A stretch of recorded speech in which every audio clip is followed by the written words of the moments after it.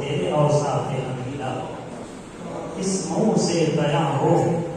تیرے اوصاف حمیدہ۔ کائنات ارض و زمان خدا کے بعد کوئی عظیم ہستی، اعلیٰ و عرفہ ہستی ہے تو وہ کوئی اور نہیں، محمد رسول اللہ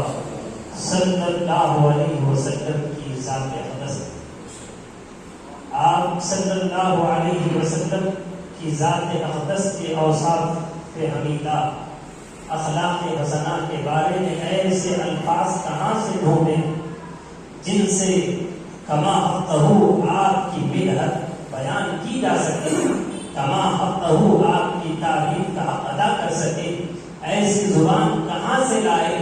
جو تاجدار کائنات صلی اللہ علیہ وسلم کی کما حقہ، ان کے اخلاق، ان کے اوصاف کو بیان کیا جا سکے۔ اسی لیے کہا خوشبو ہے تو عالم میں تیری اے گل چیدہ،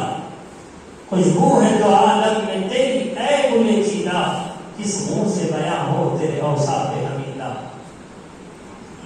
اللہ سبحانہ و تعالی نے حبیب مکرم صلی اللہ علیہ وسلم کی شان میں پورا قرآن نازل فرمایا۔ آپ قرآن کو پڑھیں، سراپا نور سے لے کر حضور کے اخلاق، حضور کے کردار، حضور کی گفتار، حضور کا چلنا پھرنا، اٹھنا بیٹھنا کھانا، ایک ایک ادا کو اللہ سبحانہ و تعالیٰ نے اپنے مقدس کلام میں بیان فرمایا۔ سیرت مطہرہ اہل ایمان کے لیے ایک کامل اسوہ حسنہ قرار دیتے ہوئے، خوبصورت ماڈل قرار دیتے ہوئے اللہ سبحانہ و تعالیٰ ارشاد فرماتا ہے لَقَدْ كَانَ لَكُمْ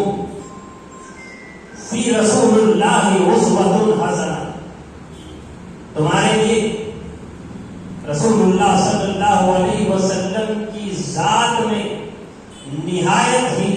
حسین نمونۂ حیات